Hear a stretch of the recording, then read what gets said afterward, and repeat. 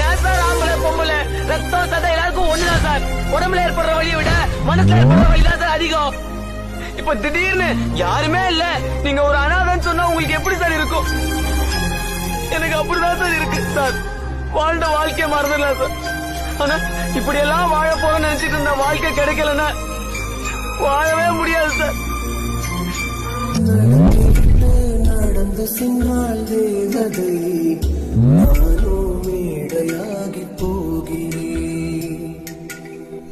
மின்னலது மின்மினியை தேடி வந்த சட்டதினால் சார் ஆம்பளை பொம்பளை ரத்தம் சதை எல்லாருக்கும் ஒண்ணுதான் சார்.